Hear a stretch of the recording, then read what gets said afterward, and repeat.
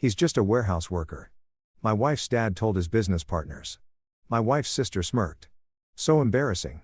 I smiled silently. The TV in the room began. Meet the tech world's newest billion-dollar CEO. Look, I've survived a lot of uncomfortable situations in my 29 years on this planet. I've sat through 4-hour board meetings where venture capitalists argued about the font size on our pitch deck. I've endured software deployment disasters at 3 o'clock in the morning while surviving on stale coffee and the crushing weight of investor expectations. Hell, I once had to fire my best friend's cousin because he kept using company servers to mine Bitcoin.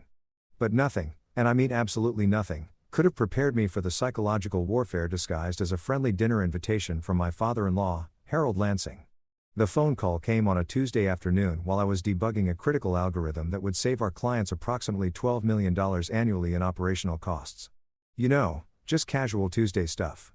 Harold's voice boomed through my speakerphone with that particular brand of condescension that only wealthy men who peaked in the 80s seemed to master. "Noah, my boy," he said, and I could practically hear the golf clap in his tone. "I'm having my quarterly business dinner at Morton Steakhouse this Friday. Thought it might be good for you to attend. Meet some successful people. You know, maybe someone there can help you find a real job." A real job? Those 3 words hung in the air like a fart in an elevator. Impossible to ignore and deeply offensive. I had to physically bite down on my tongue hard enough to taste copper because the alternative was explaining to my wife why I just told her father exactly where he could shove his quarterly business dinner. Here's the thing that made my eye twitch. I'd been running flow grid systems for 5 years. 5 entire years of 16-hour days, cold pizza at midnight, and enough stress to give a Buddhist monk anxiety disorder. We had 128 employees who depended on me for their mortgages, their kids' braces, their dreams of actually retiring before they turned 80. We were pulling in $360 million in annual revenue. $360 million. Our client list read like a who's who of national retailers. Companies that Harold probably shopped at without ever wondering how their products magically appeared on shelves. But because I didn't strut around in a 3-piece suit that cost more than most people's cars, because I didn't have some mahogany paneled corner office with my name on a brass plaque. Because I actually preferred hoodies to ties and believed that good ideas mattered more than good cufflinks. Harold Lansing had somehow convinced himself that his son-in-law was basically a glorified forklift operator who'd accidentally stumbled into a job with an email address. In his mind, I probably spent my days moving pallets around some dusty warehouse, maybe updating a spreadsheet if I was feeling particularly ambitious. Definitely not running a billion-dollar logistics optimization platform that was literally revolutionizing supply chain management across 3 continents. The worst part, my wife Sophie had internalized her father's delusion. When I hung up the phone and she asked what Harold wanted, I told her about the dinner invitation. She got that look. You know the one, the expression that says, "Please don't make this difficult for me," mixed with, "I love you, but also my father controls my trust fund." She clasped her hands together like she was about to pray for my soul and said, "Please just smile and don't mention your warehouse thing." My warehouse thing? My billion-dollar baby, my 5 years of blood, sweat, and probably a concerning amount of tears reduced to a thing. Like, it was some weird hobby I did in my spare time, like building model trains or collecting vintage lunchboxes. I wanted to pull up our quarterly earnings report, point at the numbers that would make a small country's GDP look cute, and ask her to read them out loud until she understood what the hell her husband actually did for a living. But I didn't because I loved her and because I learned that sometimes you have to pick your battles. And sometimes those battles involve pretending you're totally fine with being underestimated by people who think success only counts if it comes with a corner office and a secretary named Deborah. So I agreed. Of course I agreed because that's what you do when you're married and you want to stay that way. I told her I'd go. I'd smile. I'd be pleasant.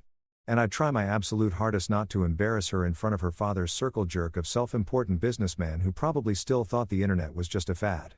Sophie looked so relieved I thought she might actually cry. "Thank you," she said, kissing my cheek. "And maybe dress nice, like business nice." Business nice, right? Because showing up in jeans and a black turtleneck to a steakhouse would somehow shatter the fragile ecosystem of Harold's ego-driven dinner party. But here's where I decided to have a little fun with it.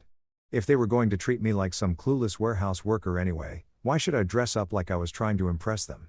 Why should I squeeze into some uncomfortable suit and pretend to be someone I wasn't just to make Harold feel validated in his assessment of me? Screw that. I was going to show up exactly as I was. Jeans, black turtleneck, and my best calm before the storm. Expression that I perfected over years of dealing with incompetent middle managers and investors who thought they knew my business better than I did. Friday rolled around with all the enthusiasm of a root canal appointment. I stood in front of my closet looking at the one suit I owned, the one I'd bought for my wedding and hadn't touched since, and I laughed. Actually laughed out loud like a maniac. Sophie poked her head into the bedroom, already dressed in some elegant cocktail dress that probably cost more than my entire wardrobe combined. "What's funny?" she asked, suspicious. "Nothing," I said, grabbing my favorite pair of dark jeans and my lucky black turtleneck, the one I'd worn when we'd closed our Series B funding. "Just thinking about how tonight's going to be a real educational experience." She frowned, but didn't push it. 20 minutes later, we were in the car heading to Morton's, and I could feel Sophie's anxiety radiating off her in waves. She kept glancing at my outfit, then at me, then back at my outfit like if she looked hard enough, I might spontaneously transform into the corporate clone her father wanted me to be. "You look casual," she finally said, which in wife speak translated to, "You look like you're about to disappoint my entire family." "I look comfortable," I corrected. "There's a difference." She sighed. That deep, exhausted sigh that married people perfect over time. "Just please don't mention Flow Grid. Don't talk about work. Don't get into it with my dad. Just smile, eat your steak, and let's get through this. Don't mention the company I'd built from scratch. Don't talk about the thing I was most passionate about.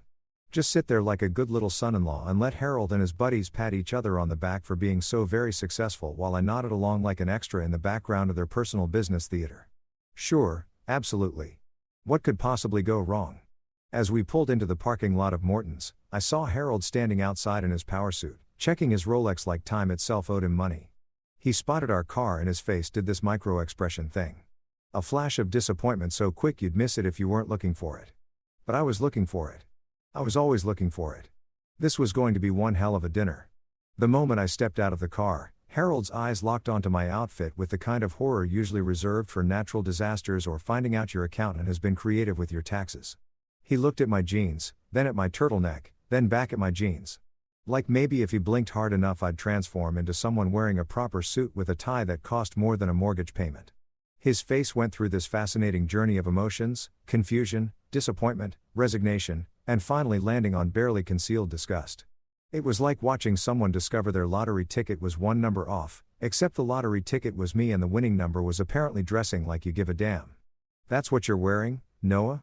he asked, his voice carrying that special tone that parents use when their teenager shows up to church in ripped jeans and a band t-shirt. The question wasn't really a question, of course. It was an accusation wrapped in confusion, seasoned with a healthy dose of what the hell is wrong with you. I could feel Sophie tense up beside me, probably calculating how quickly we could fake a family emergency and bail. But I just smiled. That calm, unbothered smile that I'd perfected over years of dealing with people who underestimated me. "Yeah," I said, adjusting my turtleneck like it was the finest cashmere known to mankind. Didn't want to overdress and make the CEOs insecure. You know how fragile executive egos can be. Harold's, I twitched, actually twitched. It was beautiful. Sophie grabbed my arm with enough force to cut off circulation, which in marriage language means shut up right now or you're sleeping on the couch for a month, but I was already committed to this bit. If they wanted to treat me like some clueless kid who didn't know how to dress for a business dinner, then fine, I'd play the part and enjoy every second of their judgment. Harold turned without another word and started walking toward the entrance of Morton's, his shoulders rigid with disapproval. I followed Sophie, practically dragging me along, whispering urgent pleas for me to just behave and not make this worse. Worse than what? I wanted to ask. Worse than being introduced as the warehouse guy? Worse than being treated like I peaked in high school? But I kept my mouth shut because I was saving all my commentary for the main event. The restaurant was exactly what you'd expect. Dark wood, low lighting, the kind of place where the steaks cost more than most people's weekly grocery budget, and the wine list requires a sommelier with a PhD to navigate. Harold led us through the main dining area toward a private room in the back, and with each step, I could feel the atmosphere getting thicker with testosterone and expensive cologne. We walked through heavy wooden doors into what can only be described as a peacock convention. I'm talking about a room full of men who'd clearly spent more time on their hair than I'd spent on my entire wedding vows. Polished hairlines that screamed, "I pay someone $300 for this cut." Watches that could probably fund a small nation's health care system. Cuff links that definitely, absolutely, 100% had their own insurance policies. These guys look like they'd been assembled in a factory that produced generic successful businessmen Model 2.0, complete with the same confident posture, the same practiced handshake, and the same ability to talk about golf for 45 minutes without taking a breath. Before I could even process the sheer amount of net worth crammed into one room, Sophie's sister Lydia materialized from the crowd like a designer-clad ghost. She was sipping wine with the kind of casual entitlement that suggested the glass owed her rent. Holding it at that specific angle that screamed, "I went to a liberal arts college and now I have opinions about tannins." Her eyes swept over me from head to toe and I could literally see the judgment forming in real time. It was like watching someone calculate an insult, carrying the snark, adding the sarcasm. "So that's your outfit?" she asked, her voice dripping with enough condescension to drown a small village. It wasn't a question. It was an indictment, an accusation, a formal declaration that I had, in her expert opinion, failed at the basic human task of dressing appropriately. "Yep," I said, popping the P for maximum effect. "My other billionaire outfit's at the cleaners. You know how it is. So many galas, so few dry cleaners who can handle that level of fancy." Lydia's face did this thing where she couldn't decide if I was joking or just incredibly stupid. "So," she settled on, "I rolling so hard I worried about her optical health." "So embarrassing," she muttered, just loud enough for me to hear, but quiet enough that she could deny it if confronted. Classic Lydia move. She'd perfected the art of the backhanded comment. The subtle dig, the kind of insult that left you wondering if you should be offended or if you were just being too sensitive. Spoiler alert, you should definitely be offended and you're not being too sensitive. Harold, meanwhile, had started making the rounds, introducing me to his collection of successful friends like I was some charity case he'd taken on. "Gentlemen," he announced with the enthusiasm of someone presenting a particularly disappointing science fair project. "This is my son-in-law, Noah. He works in warehouses." The way he said warehouses made it sound like I'd confessed to a crime, like I'd stood up at a family dinner and announced I was a professional mime or a guy who collected toenail clippings for a living. The men in the room turned to look at me with varying degrees of polite interest and thinly veiled pity. I could see it in their eyes, the mental calculation happening, the quick assessment. Warehouses, manual labor, probably makes $40,000 a year if he's lucky. Poor Sophie marrying down like that. "Actually," I said, keeping my voice pleasant and even. "I build software that manages logistics operations, supply chain optimization, inventory management, route planning, that kind of thing."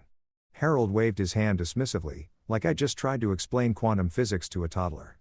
"So, warehouses," he repeated as if I'd confirmed his initial assessment rather than corrected it. The man had the listening comprehension of a brick wall.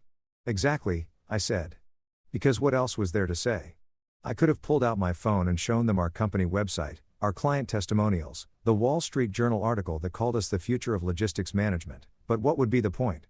These guys had already decided who I was the moment Harold introduced me.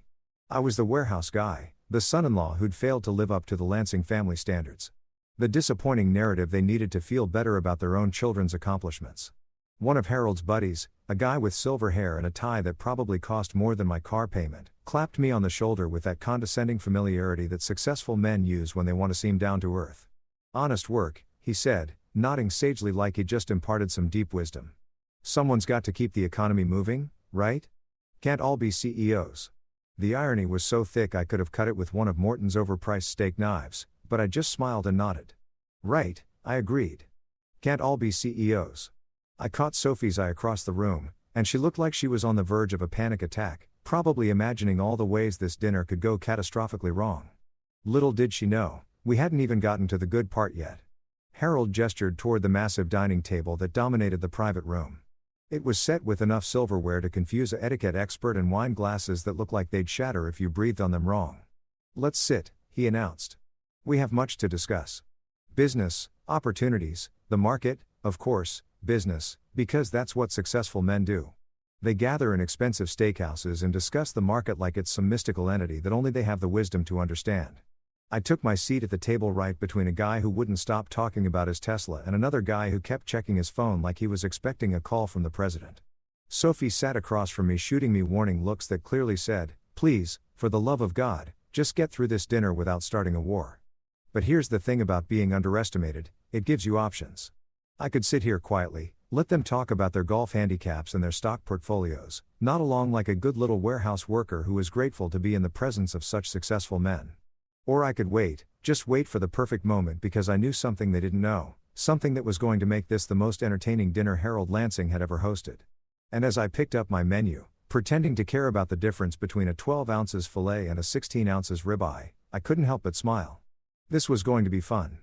If you've ever wondered what hell sounds like, let me paint you a picture. It's a table full of middle-aged businessmen trying to one-up each other about their golf handicaps while simultaneously pretending they understand cryptocurrency. The conversation started the moment our asses hit the overpriced leather chairs. And it was exactly the kind of verbal peacocking you'd expect from men who measure their self-worth in stock portfolios and country club memberships. First up was Gerald, a guy whose hairline had retreated faster than the French army, but who compensated with enough confidence to power a small city. He launched into this absolutely riveting story about how he'd shot a birdie on the 7th hole at Pebble Beach. And I swear to God, he described the golf shot with more passion than most people describe their children's births.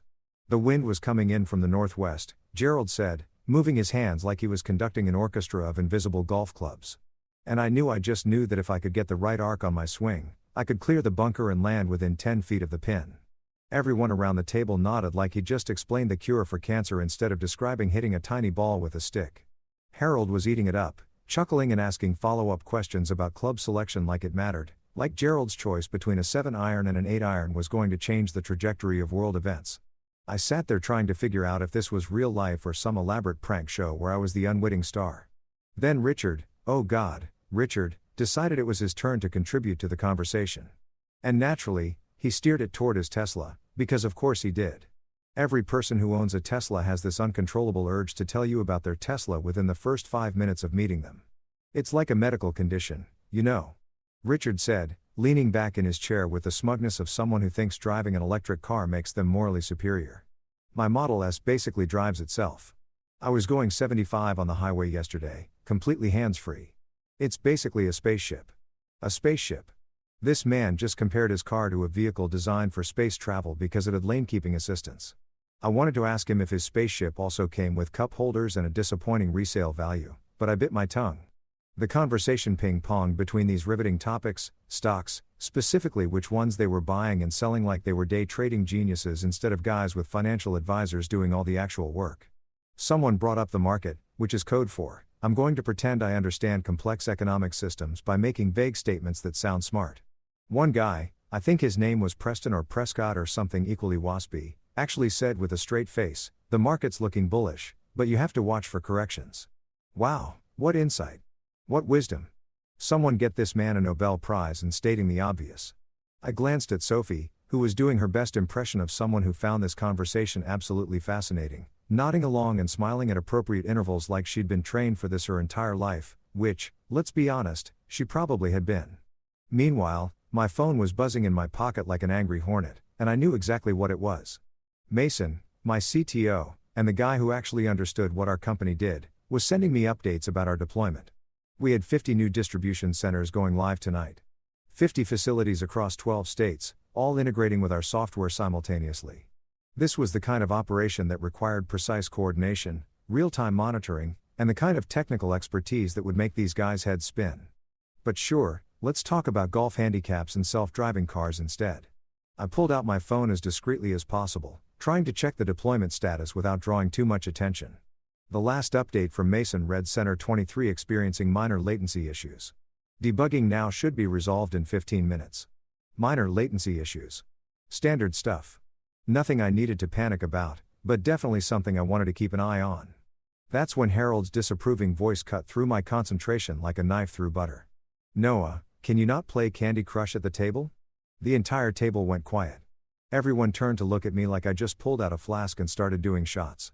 I looked up from my phone, meeting Harold's judgmental gaze with the patience of a saint.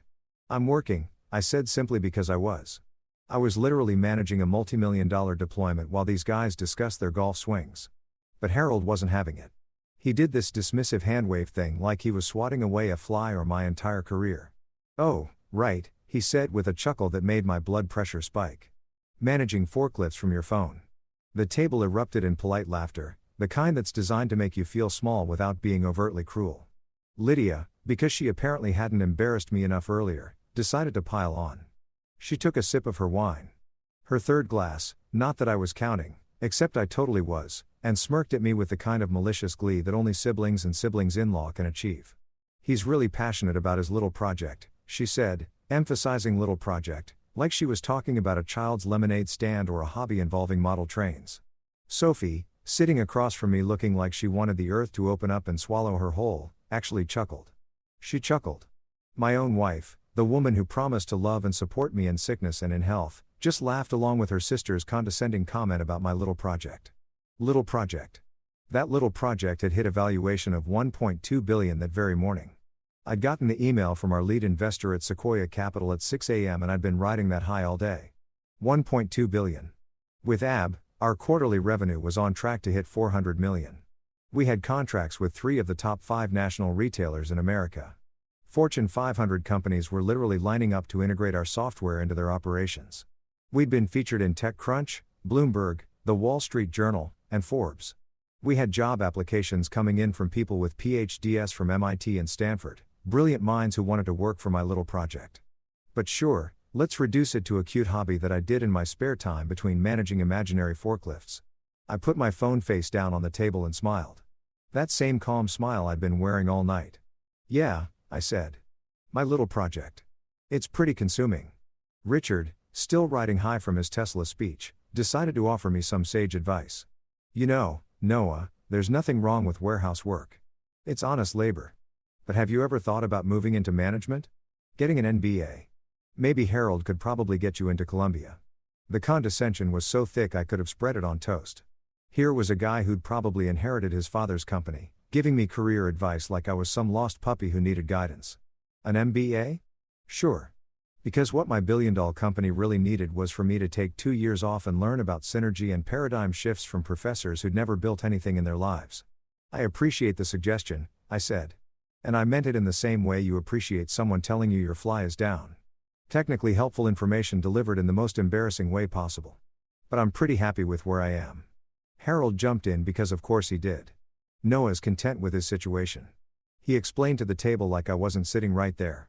Not everyone needs to be ambitious. Some people are just happy with steady work. Steady work, right? Because managing a company that was growing at 200% year over year was just steady work. I wondered what Harold would consider ambitious. Maybe if I cured cancer while simultaneously solving world hunger. Even then, he'd probably ask why I wasn't wearing a tie. The waiter arrived with our appetizers. And I'd never been so grateful for a distraction in my life. Shrimp cocktail, oysters, some kind of fancy salad that cost $30 and consisted mostly of air and arugula. Everyone dove in, the conversation shifting mercifully away from me and towards some discussion about real estate investments in the Hamptons. I took the opportunity to check my phone again, shielding the screen with my hand like a teenager hiding their text messages from their parents. Mason's latest update. Latency issues resolved. All 50 centers operational. Deployment success rate 98.7%. I smiled at that 98.7%.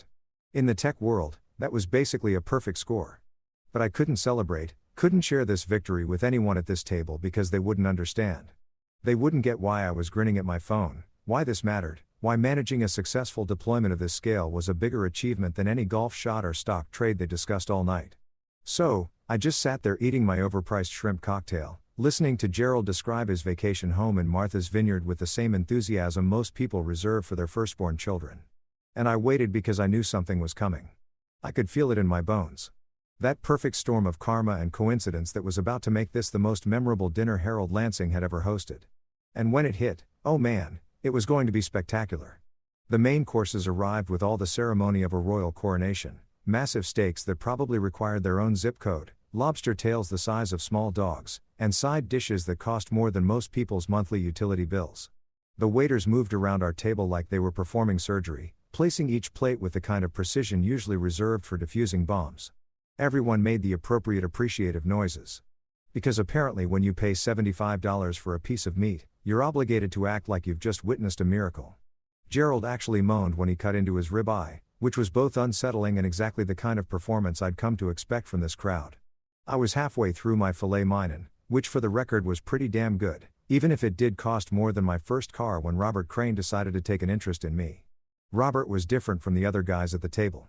He was younger, maybe early 40s, and he had this sharp, analytical look in his eyes that suggested he actually paid attention to things instead of just waiting for his turn to talk. He'd been quiet most of the dinner, observing more than participating, which immediately made him the most tolerable person in the room besides me.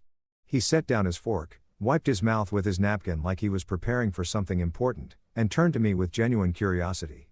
"So, Noah," he said, and I braced myself for another condescending question about warehouse management or forklift certification. What exactly do you do at the warehouse?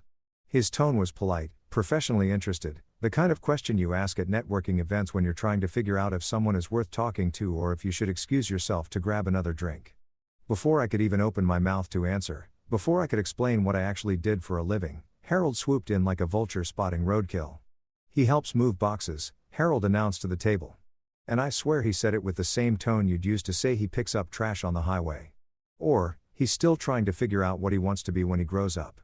Harold continued, warming to his topic like a professor giving a lecture on disappointment. Not glamorous, but hey, someone's got to do it. The patronizing smile on his face was absolutely magnificent in its condescension. He looked so pleased with himself, so satisfied with this explanation of my life's work. I could see it in his expression, the pride of a man who'd just successfully explained why his son-in-law was basically a blue-collar worker with delusions of grandeur. Someone's got to do it. Like I was some kind of necessary evil, a cog in the machine of commerce that existed solely to make sure rich people got their Amazon packages on time. I felt Sophie's foot tap mine under the table. A warning, a plea, a desperate message that translated to, please don't make a scene. Please don't embarrass me. Please just let this go. But Robert wasn't done. He tilted his head slightly, studying me with those sharp eyes, and I could see the wheels turning in his brain. And what's your company called? Robert asked, directing the question at me this time, not Harold. It was such a simple question, so straightforward, but it carried weight. Because the question itself implied something that Harold had conveniently ignored, that I had a company, not just a job, not just a position, but a company. My company. I paused for a moment, letting the silence stretch just long enough to be noticeable, and then I said it. Flow Grid Systems. I kept my voice casual, like it was no big deal, like I was just stating a fact as mundane as my eye color or shoe size. But I watched Robert's face carefully, looking for any flicker of recognition, any sign that the name meant something to him. And there it was. His eyes widened slightly, just a fraction, but enough that I noticed. His hand, which had been reaching for his wine glass, stopped mid-motion. For exactly 3 seconds, Robert Crane sat completely still, processing what I'd just said like a computer that had encountered an unexpected error. Then, moving with the deliberate slowness of someone who couldn't quite believe what they were doing, he pulled out his phone. The rest of the table was still talking, still engaged in their discussion about whether the Dow Jones was going to hit 40,000 or whatever arbitrary number made them feel smart, completely oblivious to the fact that everything was about to change. Robert's thumbs moved across his screen, typing with the focused intensity of someone searching for something specific. I knew exactly what he was doing. He was Googling my company. He was fact-checking me, and I loved it. I watched his face go through the most beautiful transformation. First confusion, his eyebrows scrunched together as he stared at his screen. Then recognition, his eyes going wide as he read whatever he was seeing. Then shock, his mouth opening slightly in surprise.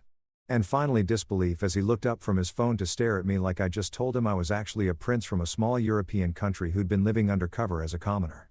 The Flow Grid Systems, Robert said. And his voice had completely changed. Gone was the polite professional interest. This was something else entirely. Respect, surprise, maybe even a little awe.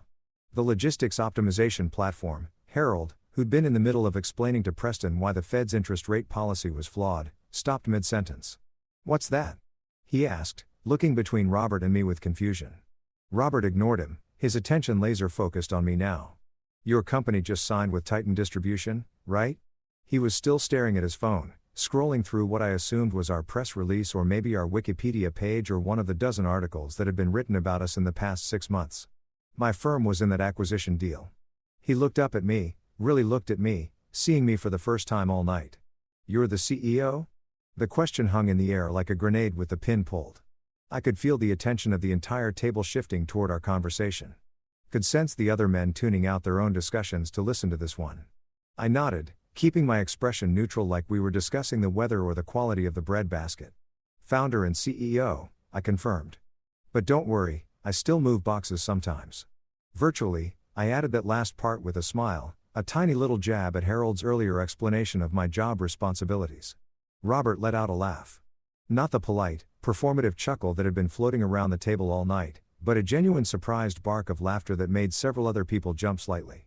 Holy shit, Robert said, then immediately looked apologetic for swearing at the dinner table like we were in church instead of a steakhouse. But he couldn't help himself. He was staring at me like I'd just performed a magic trick, like I'd pulled a rabbit out of a hat, except the rabbit was a billion-dollar company, and the hat was Harold's crushing disappointment. The whole table had gone silent now. That particular kind of silence that falls when something significant is happening, and everyone can sense it, but no one quite understands it yet. Gerald had stopped mid-chew, his fork frozen halfway to his mouth. Preston was looking between Robert and me with confusion. Richard had actually put down his phone, which was probably the first time all night he hadn't been checking his Tesla's battery status or whatever it is Tesla owners obsessively monitor. Harold's face was doing something fascinating. It was cycling through expressions so quickly I could barely keep track. Confusion, skepticism, concern, and something that might have been the first stirrings of dread. "Robert," Harold said slowly, carefully, like he was talking to someone who might be having a mental breakdown. "What are you talking about?" Robert turned to look at Harold and I could see him trying to figure out how to explain this without making Harold look like a complete idiot. Spoiler alert, there was no way to do that. The situation was what it was. Harold had spent the entire dinner introducing his son-in-law as basically a warehouse janitor. And that warehouse janitor was actually a tech CEO whose company was worth more than everyone at this table combined probably made in a year. "Harold," Robert said. And I could hear him choosing his words carefully. Flowgrid Systems is one of the most successful logistics tech companies in the country. They just completed a Series C funding round that valued them at over $1 billion. He paused, letting that sink in. Noah's company is revolutionizing supply chain management. We've been trying to get them to work with our firm for 6 months.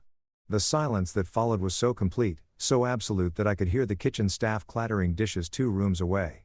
Every single person at that table was staring at me now, and the expressions ranged from shocked to confused, too. In Lydia's case, absolutely horrified. Sophie's face had gone completely pale, her wine glass frozen halfway to her lips, her eyes so wide, I worried about her eyelids cramping.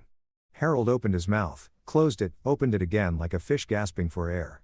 "$1 billion, he started, then trailed off, unable to complete the sentence. "Dollars, I finished helpfully with Ab, though technically we hit $1.2 billion this morning. So, really, we should probably round up." I took a sip of my water, perfectly calm, while the table processed this information.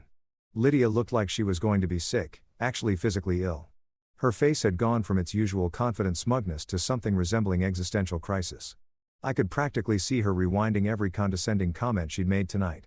Every dismissive laugh, every eye roll. "But you," Harold started then stopped again. He was having trouble with complete sentences, which was understandable. His entire worldview was currently being dismantled in real time. "I drive a Honda," I offered. "Yeah, it's paid off and it gets great gas mileage." "Crazy, right?" The sarcasm was probably unnecessary, but I'd earned it. I'd earned every single drop of it after sitting through this entire dinner being treated like I'd barely graduated high school.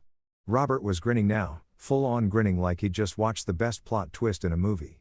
He looked at his phone again, scrolling through more information. "You're 29, he said, reading from what was probably my Wikipedia page or LinkedIn profile. "You founded the company 5 years ago. You have contracts with," he scrolled. "Jesus, basically everyone. Walmart, Target, Amazon, Costco." He looked up at me with something approaching respect. How the hell did Harold not know about this? That was the million-dollar question, wasn't it? Or in this case, the billion-dollar question. I glanced at Sophie, who looked like she was mentally preparing her apology speech, then at Harold, who looked like he'd just discovered his warehouse worker son-in-law was actually Bruce Wayne. "I tried to mention it once or twice," I said mildly. "But someone kept calling it my warehouse thing. So, I figured, why bother?" And that, my friends, is what we call a mic drop moment. You know how in movies there's always that perfectly timed moment where something happens that's so perfectly coincidental it seems completely unrealistic, like the hero is about to prove their point and then boom, exactly the evidence they need just magically appears. Yeah, I always thought that was Hollywood BS. The kind of convenient plot device that only works in fiction because real life is messy and timing is never that perfect. Turns out I was wrong. Because at the exact moment that Robert Crane had just finished explaining to the table that I was actually a billionaire CEO and not a forklift enthusiast, the universe decided to deliver the most spectacular mic drop in the history of awkward family dinners. The TV in the corner of the private dining room, which had been playing some mindless sports recap that nobody was watching, suddenly switched channels. Now, I don't know if it was divine intervention, cosmic timing, or just some waiter in the back who got bored of basketball highlights, but that screen cut straight to Bloomberg Tech. And not just Bloomberg Tech in general, oh no, That would be too subtle, too understated. Instead, the screen filled with the Bloomberg logo followed by their crisp professional anchor sitting at that iconic desk with the digital displays behind her showing stock tickers and market data. She had that serious but approachable expression that financial news anchors perfect. The one that says, "I'm about to tell you something important and you should probably pay attention." "And now," the anchor said in that clear, authoritative voice that makes everything sound like breaking news, even if she's just talking about quarterly earnings. "We meet the tech world's newest billion-dollar CEO." I felt my stomach do a little flip. The kind you get right before a roller coaster drops or right before you realize you're about to become the center of attention in a way you absolutely did not plan for. The screen transitioned from the anchor to be roll footage.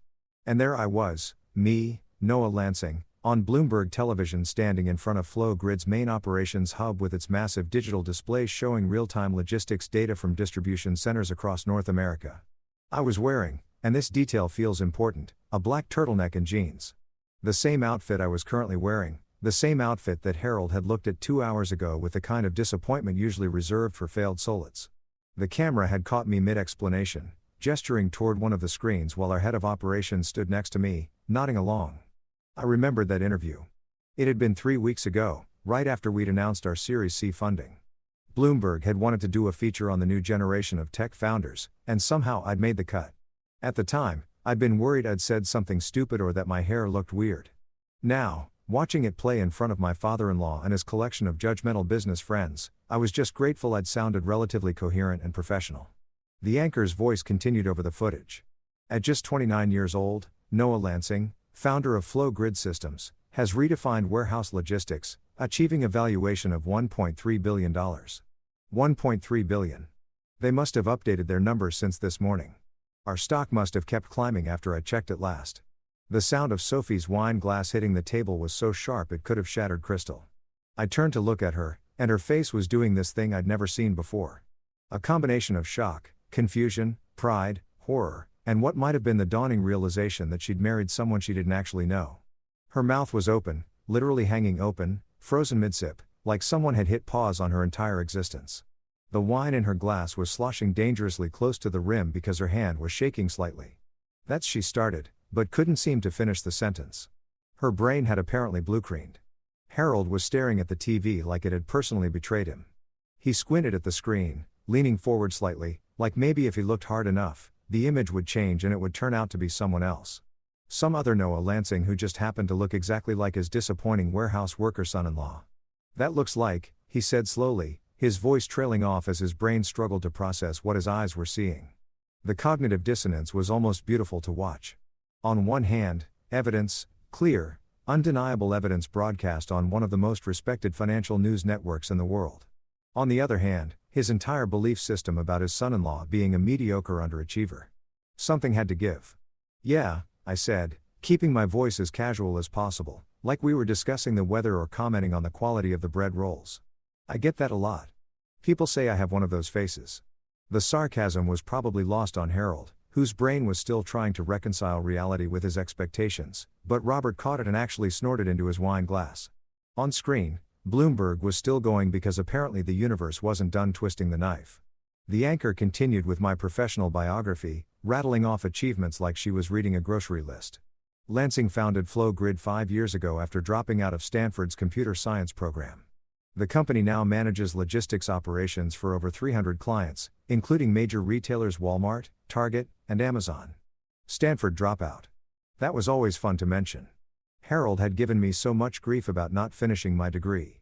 Had literally told Sophie at our wedding that at least he tried college, like I'd failed out due to incompetence rather than leaving because I had a company to run and venture capitalists throwing money at me. The Bloomberg segment showed more footage.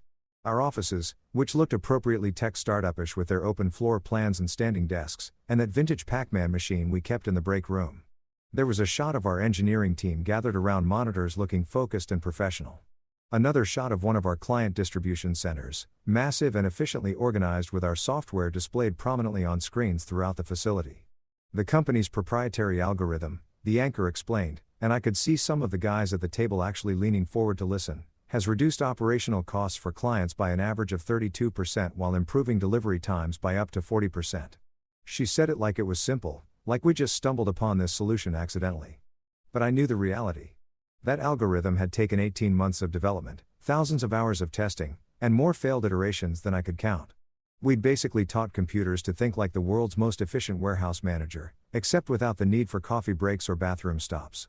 Robert had his phone out now, recording the TV screen like this was evidence he needed to preserve. Several other guys at the table had pulled out their phones, too. Probably Googling me. Probably reading the same articles Robert had found. Probably experiencing the same, oh, shit, moment of realization. Gerald was just staring, his mouth slightly open, his ribeye forgotten.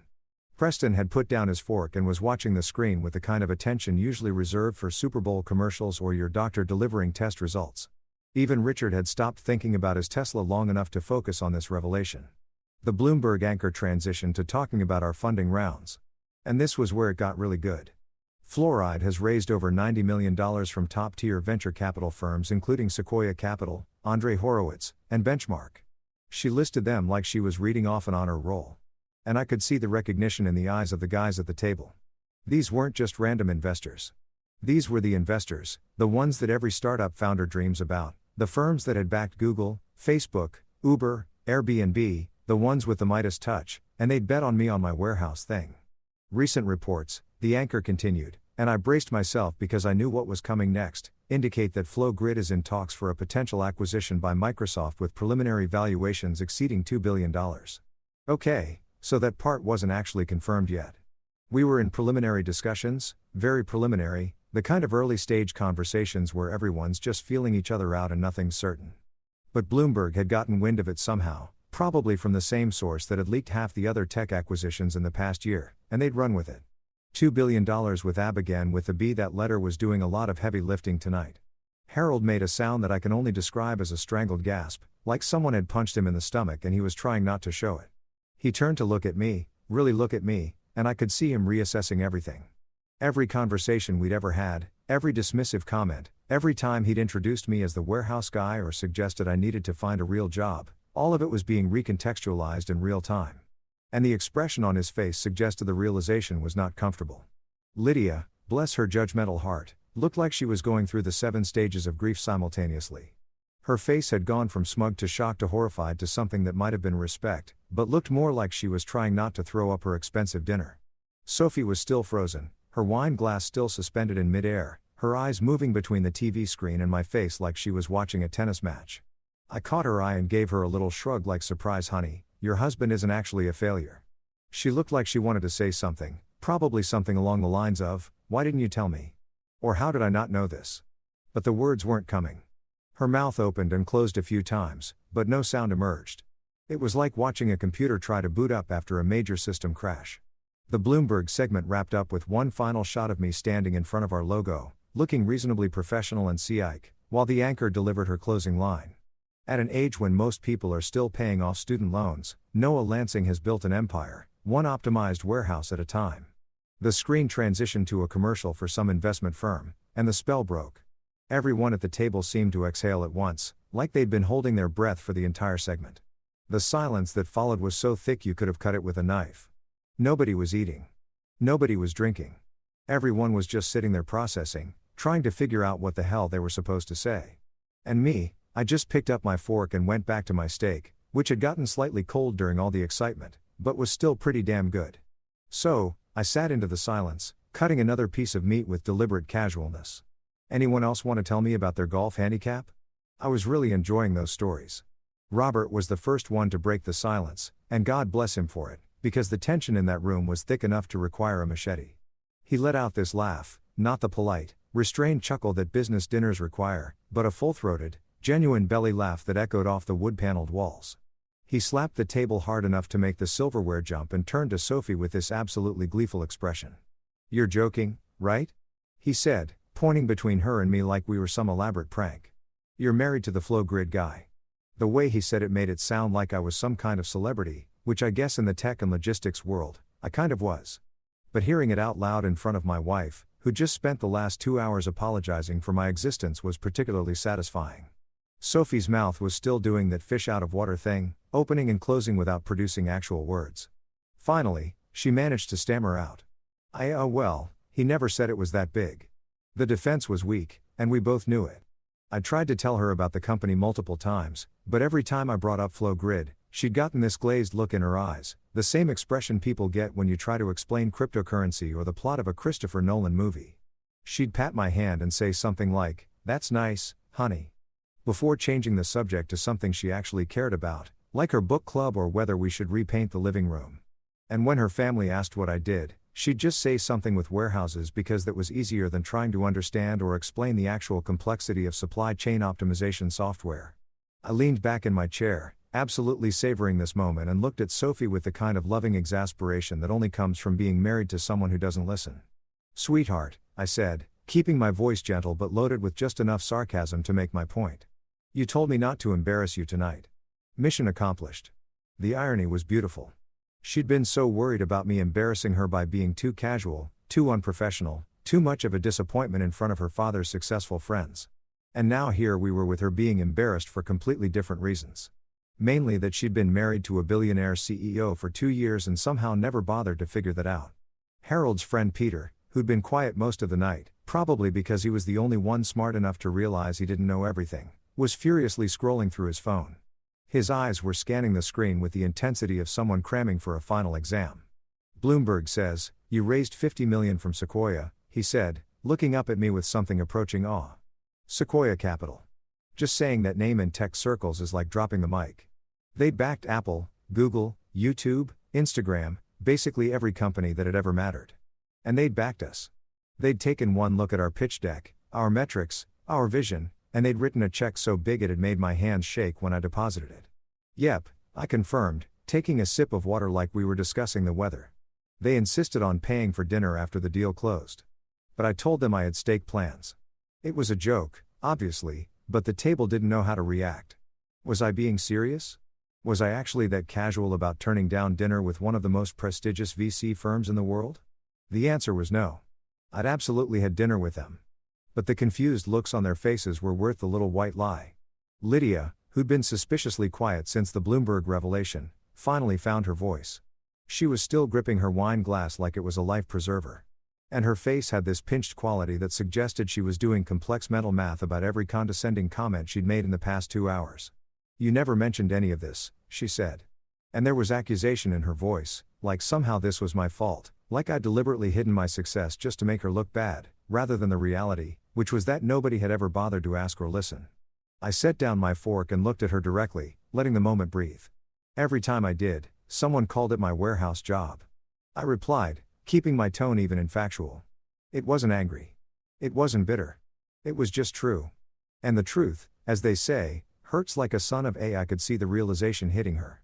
The memories flooding back of all the times she'd dismissed me, rolled her eyes, made little comments about my cute little project or my warehouse thing. Robert was still grinning like a kid on Christmas morning. He pulled up our company website on his phone and was scrolling through it with genuine interest. "Classic," he said, shaking his head with admiration.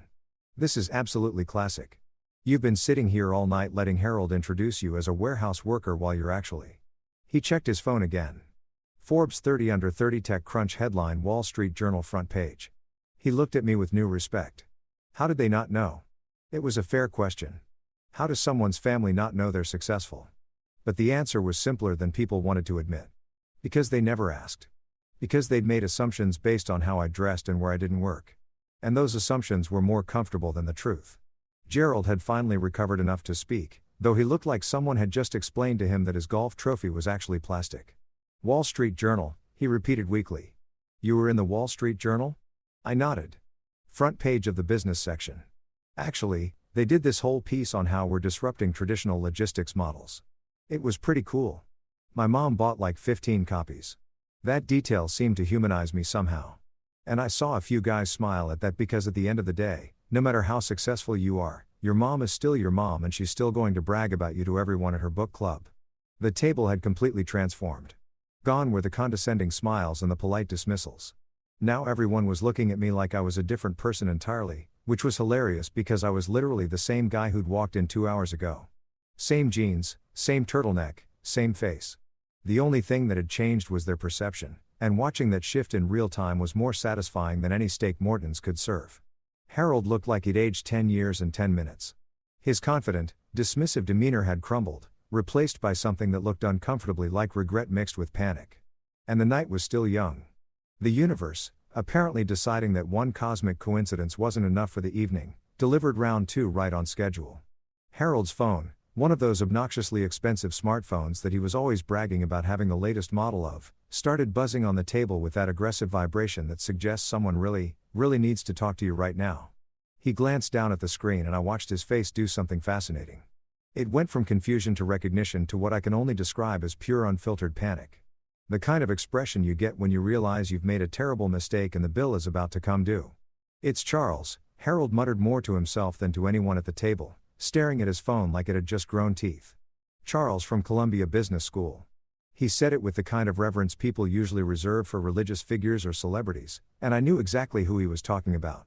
Charles Whitmore, Dean of Columbia Business School, one of the most prestigious business programs in the country, and coincidentally, someone I'd had several very pleasant conversations with over the past 6 months. Harold answered the call, holding up one finger to the table in that universal gesture of, "Give me a minute. This is important." He stepped away from the table slightly, pressing the phone to his ear, and I could hear his side of the conversation, even though he was trying to be discreet. "Charles, good to hear from you. What's yes?" "Yes. I'm at dinner right now." "What? Oh, yes. Noah's right here." Harold's eyes snapped to me wide with something between confusion and dawning horror. "Your donation?" His voice went up at the end, turning it into a question, like maybe he'd misheard, like maybe Charles was talking about a different Noah. "Confirm the yes, he's my son-in-law." "Wait, what donation are we talking about exactly?" I took another bite of my steak, chewing slowly, watching Harold's face cycle through expressions like a slot machine. This was even better than I'd imagined. I'd made the donation to Columbia 3 months ago, specifically to their entrepreneurship program, because I'd wanted to give back to the business school community and help fund resources for students trying to start their own companies. Columbia had been my second choice for business school before I decided to drop out of Stanford entirely and focus on Flow Grid. The donation had been substantial. Okay, very substantial, but I'd done it quietly without fanfare because that's how I preferred to handle my charitable giving. Harold's hand was shaking slightly as he held the phone. $1.2 million, he said, his voice strangled like someone was physically squeezing his throat. "For the entrepreneurship grant program, I see." No, of course. "We'll confirm." "Yes, thank you, Charles. We'll talk soon." He ended the call and just stood there for a moment, phone in hand, staring into the middle distance like he was having an out-of-body experience. The table had gone silent again. Apparently, we were making a habit of these dramatic pauses, and everyone was watching Harold's meltdown with the kind of morbid fascination usually reserved for car accidents or reality TV. Lydia, who'd been taking a long drink of wine, probably to cope with the evening's revelations, actually choked, like full-on sputtered and coughed. Wine probably going down the wrong pipe. "You donated $1 million?" She gasped out between coughs, her eyes watering. Her makeup, which had been perfect earlier, was starting to run slightly from the coughing-induced tears. And I'd never seen her look less composed. It was glorious. "Technically 1.2. I corrected because accuracy matters. But who's counting?" I shrugged like we were talking about donating $20 to a GoFundMe. Not over $1 million to one of the country's top business schools. Columbia is doing great work with their entrepreneurship program. They needed funding for student resources, mentorship programs, startup seed money. It felt like the right thing to do. Robert had gone back to his phone, scrolling with increased fervor, and he let out a low whistle. "Dude," he said, and the casualness of the word dude at this formal business dinner somehow made it more impactful. "Your Forbes 30 Under 30 TechCrunch headline, Wall Street Journal front page. How did they not know?" He gestured around the table, indicating the collective ignorance of my in-laws and their business associates. It was a question I'd been asking myself for years, honestly. How do you live with someone, be married to someone, be related to someone, and not know basic facts about their life? The answer, I'd learned, was simple. You don't ask.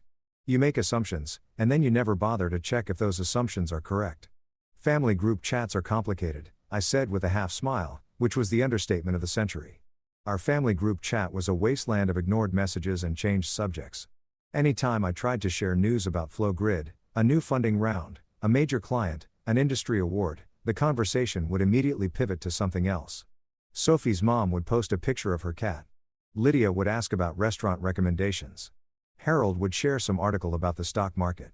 It was like my messages existed in a parallel dimension that nobody else could see. After a while, I just stopped trying. What was the point of sharing your achievements with people who'd already decided you weren't achieving anything worth noting? Suddenly, Harold stood up from his position near the wall where he'd taken the call. He cleared his throat with the kind of theatrical formality that suggested he was about to make a speech. And oh boy, was I ready for this. The entire table turned to look at him. Forks paused mid-bite, wine glasses frozen in mid-air. Everyone, Harold began, his voice carrying that forced joviality of someone trying to save face after a catastrophic error in judgment. I owe my son-in-law an apology. The words looked like they physically pained him to say, like each syllable was a small knife wound. Turns out he's not just a warehouse worker. He paused for what I assume he thought was dramatic effect. He owns the warehouses. It was such a Harold thing to say.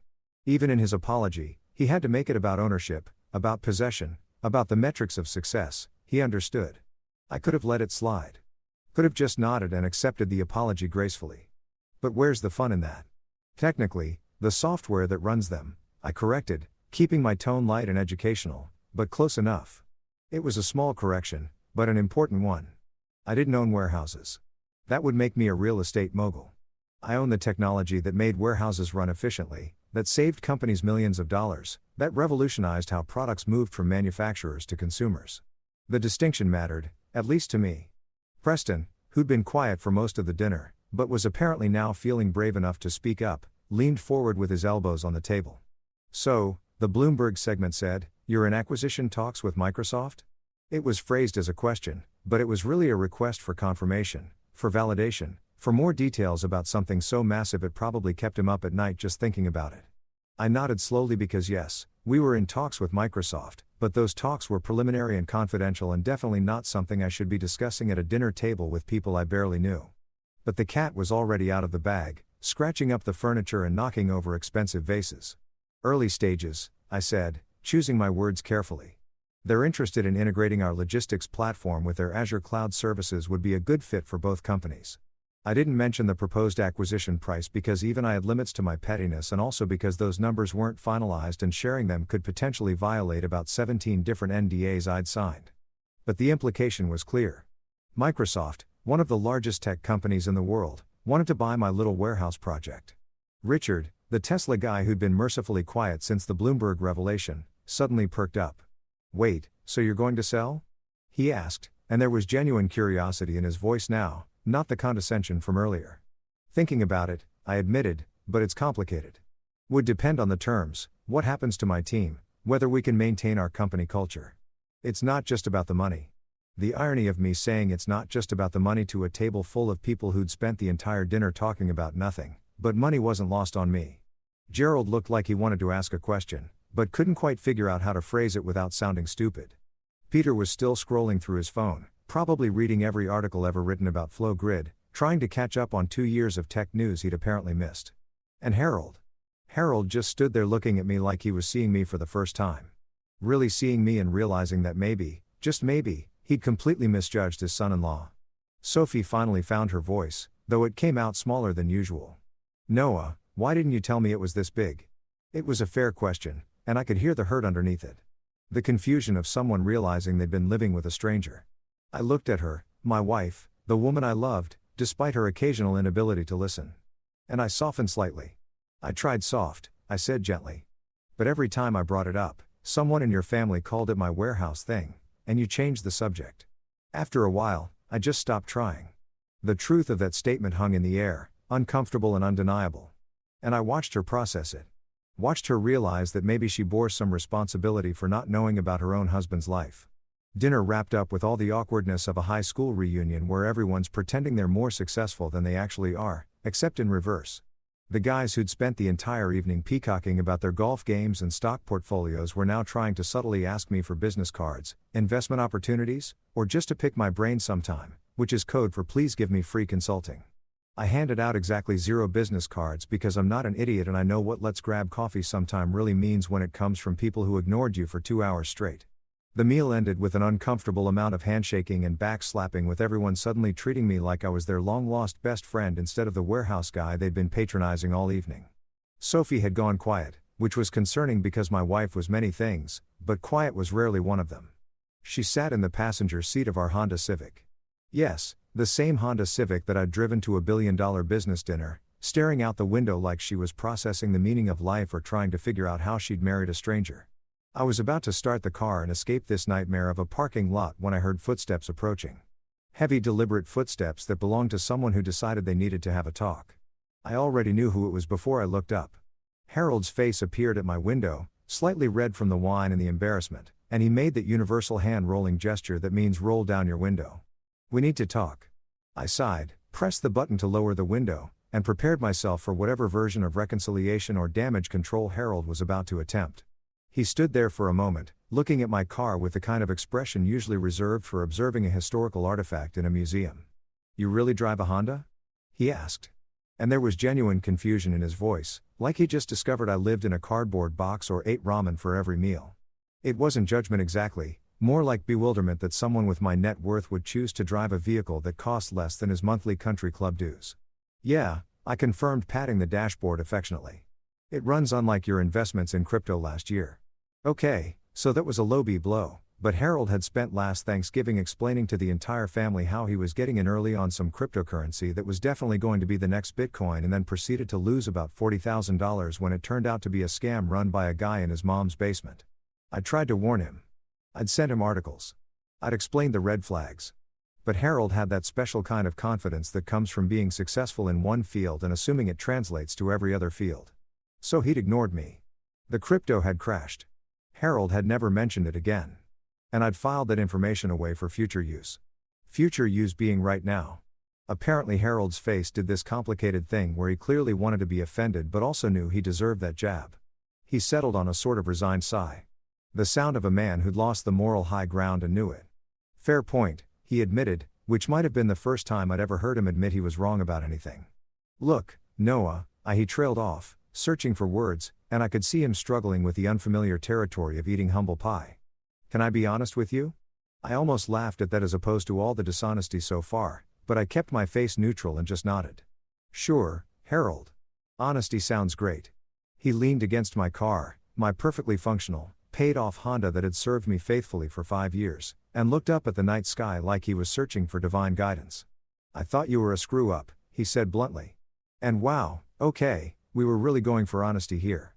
Sophie's my youngest daughter, and when she told me she was marrying some guy who worked in warehouses and dressed like a college student, I thought she was making a mistake. There it was. The truth I'd always suspected, but he'd never actually voiced.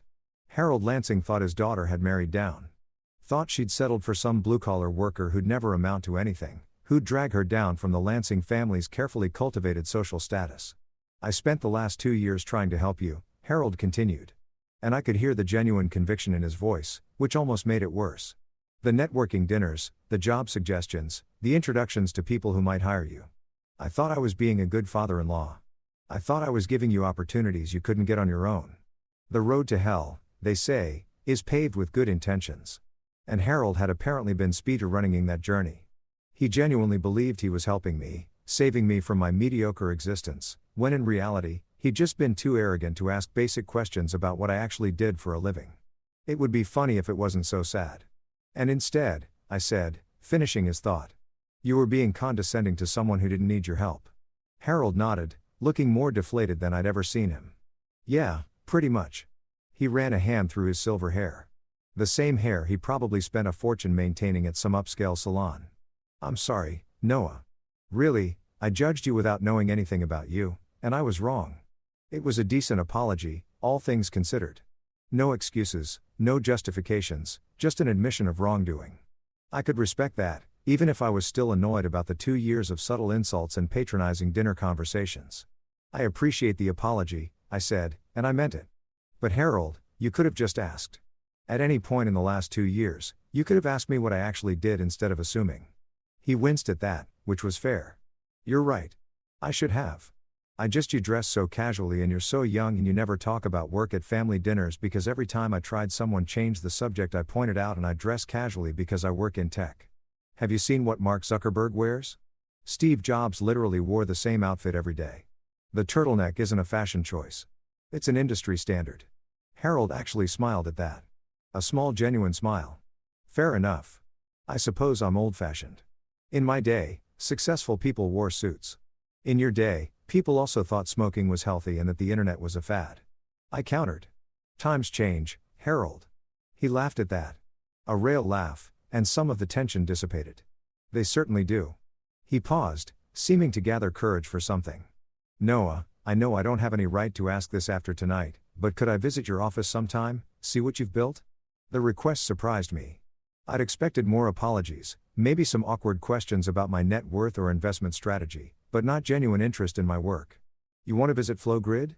I asked just to make sure I'd heard him correctly. Yeah, Harold said, and he actually looked a little embarrassed. I'd like to understand what you do. Really understand it, not just what I read on Bloomberg. I considered it for a moment. Part of me wanted to say no. Wanted to make him suffer a little longer for the 2 years of dismissive comments and condescending introductions. But the bigger part of me, the part that actually liked teaching people about logistics optimization and supply chain management, was genuinely excited about the prospect. Sure, I said finally. But fair warning, it's a lot more interesting than it sounds. And you might actually learn something. I'm counting on it, Harold said. Then with a slight smirk that reminded me he was still the same guy who'd survived decades in business. He added, should I wear steel-toed shoes? You know, for all the forklifts. Oh, he wanted to make jokes now after everything. I grinned despite myself. Absolutely. We have forklifts everywhere. Virtual ones mostly, but you can never be too careful, Harold laughed again, shaking his head. I deserve that. You really did. I agreed. He stepped back from my car, giving it one last puzzled look like he still couldn't quite reconcile my success with my choice of vehicle. You know, Noah, you could buy anything. A Mercedes, a Porsche, a mansion in the Hamptons. Why? I interrupted. My Honda starts every morning. Can't say the same about some people's yachts. I let that sink in because I knew for a fact that Harold had bought a yacht 2 years ago that spent more time in the shop than in the water. His face told me he got the reference. Touch touché, he said. Although in my defense, boats are notoriously temperamental. So I've heard, I said dryly. Along with crypto investments and assumptions about your son-in-law, Harold held up his hands in surrender. All right. All right. I get it. I screwed up multiple times. Can we move past this? I thought about it for a moment, watching him stand there in the parking lot looking genuinely contrite, and I realized that yeah, we probably could. Holding grudges took energy, and I had better things to do with my time than stay mad at my father-in-law for being an out-of-touch snob. We can move past it, I agreed. But I'm never letting you forget the warehouse worker comment. That's going in my toast at the next family gathering, Harold groaned. Great. Something to look forward to. Oh, absolutely, I said cheerfully. I'm thinking PowerPoint presentation. Maybe some chart showing the correlation between assumptions and looking like an idiot. You're enjoying this too much, Harold said, but he was smiling. I really am. I admitted it's been a therapeutic evening. He laughed, shook his head one more time, and stepped back from the car. Good night, Noah. Drive safe. And thank you for being gracious about all this. Good night, Harold. See you at the office tour. I rolled up my window and finally started the car. Sophie, who'd been silent through the entire exchange, finally turned to look at me. That was nice of you, she said quietly, letting him visit the office. I shrugged, pulling out of the parking space. He's your dad, and honestly, I think seeing what we actually do will be good for him. Might expand his perspective a little. You mean humble him? Sophie said, a slight smile playing at her lips.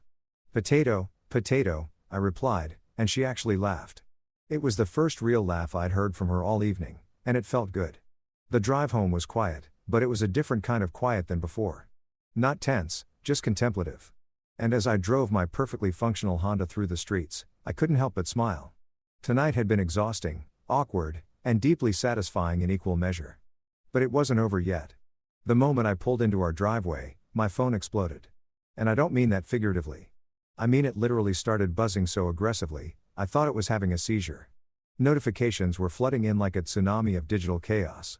Investors congratulating me on the Bloomberg feature, clients asking if the Microsoft acquisition rumors were true, journalists requesting interviews, LinkedIn connection requests from people I'd never heard of, and about 47 texts from people who suddenly remembered they knew me after seeing my face on financial television. It was overwhelming in that uniquely modern way where you're simultaneously flattered and exhausted by the attention. But scrolling through all of it, past the venture capitalists, past the Fortune 500 executives, past the reporters from TechCrunch and Forbes, there was only one message I actually cared about. Mason Chun, my CTO and the person who'd been with me since day one when Flow Grid was just an idea scribbled on a whiteboard in my apartment, had sent a text that made me grin like an idiot. Deployment complete. 0 errors. All centers online teams celebrating at Murphy's. Get your billionaire ass down here. Murphy's Bar was this dive about 3 blocks from our office. The kind of place that served beer in plastic cups and had peanut shells on the floor and absolutely zero pretension. It was the polar opposite of Morton Steakhouse. And right now, that was exactly what I needed. I looked at Sophie, who was still processing the evening's revelations with the shell-shocked expression of someone who just discovered their spouse had a secret identity.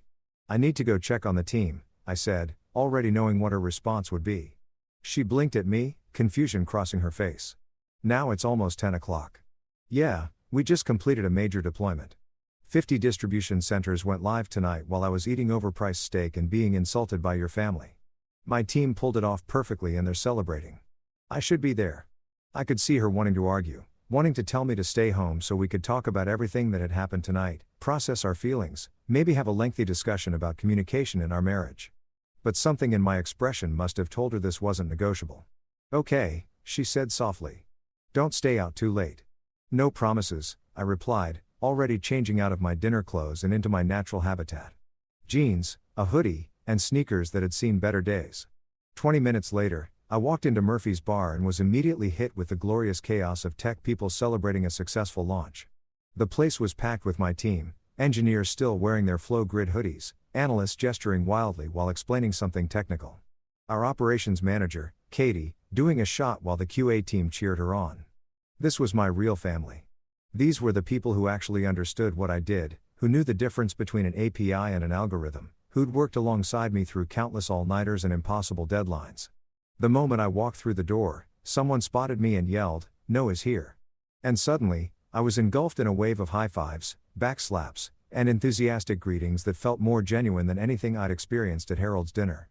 Mason appeared from the crowd holding 2 beers, one of which he shoved into my hand with a grin that suggested he was already several drinks ahead of me.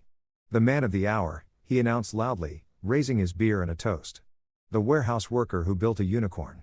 The entire bar erupted in cheers and laughter, and I couldn't help but laugh, too, because of course Mason knew about the dinner. I texted him earlier about Harold's introduction, and he'd been sending me sarcastic messages throughout the meal asking if I told them about the forklifts yet. Cheers to that, I said, raising my own beer. And cheers to you guys for pulling off a flawless deployment while I was suffering through the world's most awkward business dinner. How awkward are we talking? Asked Jennifer, one of our senior engineers who had a PhD from MIT and could code circles around anyone I'd ever met. She was perched on a bar stool, looking genuinely curious about my suffering. Bloomberg aired a segment about me right in the middle of dinner, I said, taking a long drink of beer that tasted infinitely better than the expensive wine at Morton. My father-in-law had spent the entire evening introducing me as a warehouse worker, and then suddenly I'm on TV being called a billionaire CEO. The team absolutely lost it. People were laughing so hard they were crying, and Mason had to lean against the bar to keep from falling over. No way, gasped Katie between laughs. That actually happened. That's like something out of a movie. Oh, it gets better, I said, warming to my audience. Right after the Bloomberg thing, Harold gets a call from Columbia Business School asking to confirm my $1.2 million donation to their entrepreneurship program. More shocked laughter, more disbelief. Your father-in-law didn't know you donated over $1 million to Columbia? Jennifer asked, her eyes wide. My father-in-law didn't know I had over $1 million, period. I corrected. He thought I was one step above unemployed. Marcus, our head of data analytics and a guy who could find patterns in chaos like some kind of mathematical wizard, shook his head in amazement. How do you not know your son-in-law is a CEO? Like, did he never Google you? Did your wife never mention it? Apparently not, I said with a shrug that was more amused than bitter now that I was away from the actual situation. They just assumed warehouse job meant, actually working in a warehouse, moving boxes, operating forklifts, that kind of thing. But you do work in warehouses, Mason said with mock seriousness. Virtual ones, very important distinction. Oh, absolutely. I agreed. I moved digital boxes requires way less upper body strength. The team was in their element now, riffing on the absurdity of the situation, coming up with increasingly ridiculous scenarios about my supposed warehouse worker life. Someone suggested I should show up to the next family dinner in a forklift. Someone else said I should hand out business cards that said professional box mover with my actual CEO title in tiny print at the bottom. Sarah, our youngest engineer who joined us fresh out of Stanford 6 months ago, raised her hand like we were in a classroom. Question. Did you tell them about the Microsoft talks? Bloomberg did that for me? I said, which was fun because those talks are supposed to be confidential, but apparently Bloomberg has sources everywhere. Is it actually happening? Marcus asked, suddenly serious. The acquisition? This was the question everyone wanted to know. The one that actually mattered to the people in this room. Because if Microsoft bought FlowGrid, it would change everything. Their jobs, their equity, their futures. I owe them honesty. Maybe, I said carefully. We're in early discussions. Nothing's decided, but if it happens, I promise you guys will be taken care of. That's non-negotiable in any deal. The mood shifted slightly, becoming more serious, more real. These people had bet their careers on FlowGrid, on me, and they deserved to know where things stood. Look, I continued setting down my beer so I could gesture properly. Whatever happens, whether we sell to Microsoft, whether we stay independent, whether we go public in a few years, you all are the reason this company works. Not me, not the investors, you, the people who actually build the product, who solve the problems, who make our clients' lives better. Katie raised her shot glass, which had somehow been refilled. Damn right we do. We're the real MVPs. Absolutely, I agreed. Which is why effective Monday, everyone's getting bonuses. The bar erupted again, this time with genuine excitement and gratitude. People were hugging, high-fiving. Someone started chanting bonus, bonus, bonus, until Mason threw a peanut at them to shut them up. How big are we talking? Jennifer asked. Always the practical one. Big enough that you'll actually notice it in your bank account, I said. Not retired to the Bahamas big, but definitely nice vacation and pay off some debt big, except for people who left early last Friday, I added, looking directly at Mason, who'd snuck out at 4:30 to catch a movie. His face fell in mock horror. That was one time. I'd been here for 70 hours that week. Exactly, I said with a grin. And you left early. No bonus for you. The entire bar booed and threw peanuts at me while Mason protested loudly about labor laws and employee rights and how he was going to report me to HR. We don't have HR, I pointed out. You're thinking of Katie, who handles that stuff in addition to operations, and she's currently doing shots. So, good luck with your complaint. Katie raised her glass in acknowledgement, spilling a little on her FlowGrid hoodie. Complaint denied. She announced with the authority of someone 3 drinks past tipsy. Mason can suffer. The night continued like that. Drinking, laughing, telling stories about deployments gone wrong and clients who didn't understand technology, and that one time we almost lost a major contract because someone accidentally deleted a production database. These were my people, the ones who got it, who understood what we'd built together, who didn't care that I wore hoodies instead of suits or drove a Honda instead of a Tesla. They cared about the work, about solving problems, about building something that actually mattered. Around midnight, as the bar started to empty and people began calling Ubers to head home, Mason pulled me aside. Seriously though, he said, the alcohol making him more sincere than usual. That must have been weird tonight. The dinner thing. It was surreal, I admitted, but also kind of satisfying. Like I spent 2 years being underestimated by these people and then watching their faces when they realized who I actually was. Yeah, that felt good. You're a petty man, Noah Lansing, Mason said with approval. I respect that. Thank you, I said. I try. He clapped me on the shoulder, swaying slightly. But for real, you handled it well. You could have been in about it. Rubbed it in their faces. Made them feel terrible. But you were cool. That's good leadership. I saved all the energy for you, I said. Hence the bonus thing. You're not actually withholding my bonus, right? Mason asked, suddenly worried. Of course not, I assured him. But I'm going to bring it up at every team meeting for the next month. Fair, he conceded. I deserve that. I left Murphy's around 1 o'clock in the morning, pleasantly buzzed and genuinely happy in a way I hadn't been at the fancy steakhouse dinner. The night air was cool, the street was quiet, and my phone had finally stopped buzzing quite so aggressively. I had texts from Sophie asking when I'd be home, a few more investor emails I'd deal with tomorrow, and one message from Harold sent 20 minutes ago. Thank you again for tonight. Looking forward to the office visit, Harold. I smiled at that, typed back a quick anytime, and headed to my car. Tomorrow would bring more chaos, more interview requests, more questions about Microsoft, more family members suddenly interested in my life. But tonight, right now, I was just a guy who'd built something cool with a team of brilliant weirdos. And that felt pretty damn good. I got home around 2 o'clock in the morning trying to be quiet as I fumbled with my keys at the front door, only to find Sophie waiting up for me on the couch. She was still in her dinner dress, a glass of wine in hand, her fourth or fifth of the evening if I had to guess. And she had that look on her face. You know the one, the we need to talk, and I've been rehearsing this conversation in my head for the past 3 hours. Look. I braced myself for the discussion I'd been avoiding all night. The one where she asked me why I never told her about the scope of my success, why I let her and her family think I was basically nobody. Why our entire marriage might have been built on a foundation of miscommunication and assumptions. But instead of launching into the speech I could see forming behind her eyes, Sophie just looked at me for a long moment and said, "I'm sorry." Those 2 words hung in the air, simple and unexpected, and I felt something shift in my chest. I should have listened, she continued, setting down her wine glass with deliberate care. You tried to tell me about Flow Grid, about what you were building, and I didn't pay attention. I thought it was boring tech stuff, and I didn't realize that boring tech stuff was actually changing entire industries. She laughed, but it was tinged with sadness and embarrassment. I'm married to someone I don't actually know. That's pretty messed up, isn't it? I sat down next to her, still smelling like Murphy's Bar, beer and peanuts, and the kind of honest celebration that doesn't require expensive wine. It's not entirely your fault, I said, because it wasn't. I could have been more insistent. Could have made you sit down and actually understand what I was doing instead of just accepting that you weren't interested. But I should have been interested, Sophie countered. You're my husband. Your work is important to you, and I just dismissed it. Like, it didn't matter. She picked up her phone from the coffee table and showed me the screen. She'd been reading articles about Flow Grid, TechCrunch, Bloomberg, Forbes, The Wall Street Journal. Piece I'd mentioned at dinner. I've been reading about you for the past 2 hours, she said. About my own husband. That's insane. Better late than never. I offered with a slight smile and she laughed again. This time more genuinely. I told Dad and Mom everything after you left, Sophie said. Well, everything I learned from Google, which is apparently more than I learned in 2 years of marriage.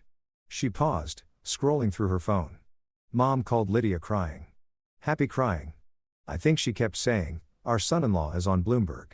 Like it was the greatest achievement in family history. I could picture that scene perfectly. Sophie's mother, who'd always been kind to me, but clearly worried her daughter had married someone without prospects, suddenly realizing that her son-in-law was more successful than anyone else in the family combined. And Lydia? I asked, genuinely curious about how my sister-in-law was handling the revelation.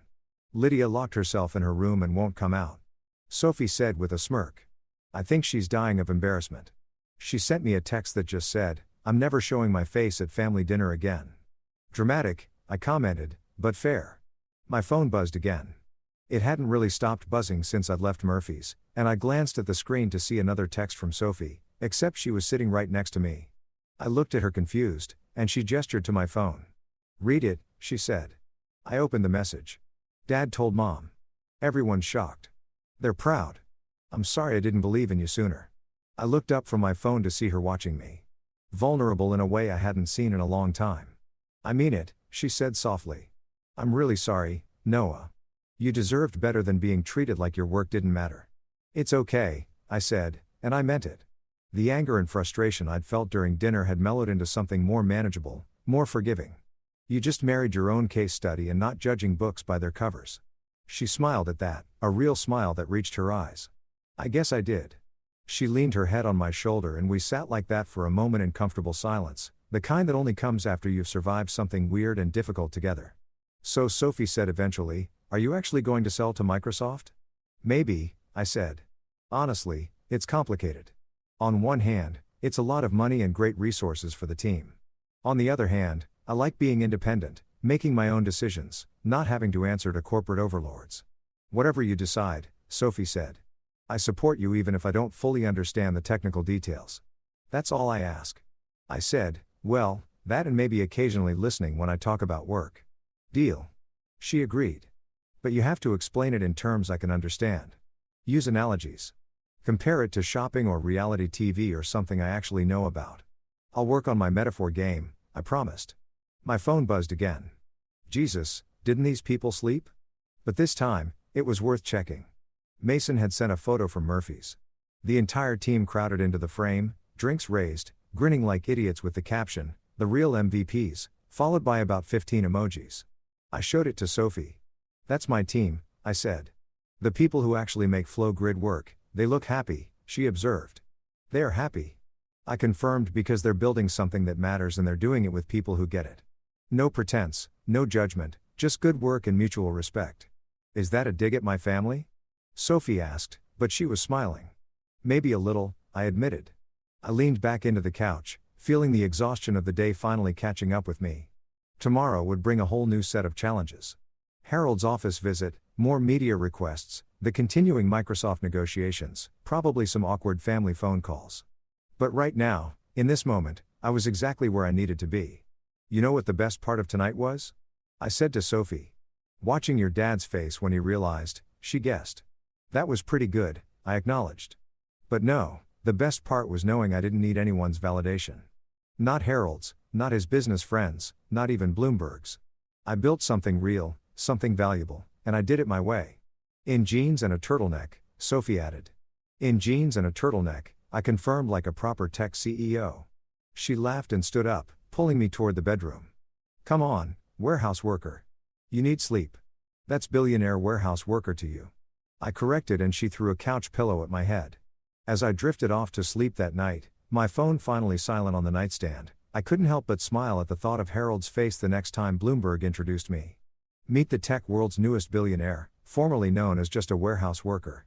Yeah, I thought that had a nice ring to it. Success isn't about wearing a tie or having a corner office or impressing people at fancy steakhouse dinners. Success is knowing you built something that matters, treated people with respect, and stayed true to yourself even when everyone else thought you should be someone different. And as I finally surrendered to sleep, I made a mental note to wear my oldest, most casual hoodie to Harold's office visit, just to make a point, because some things are too fun to resist.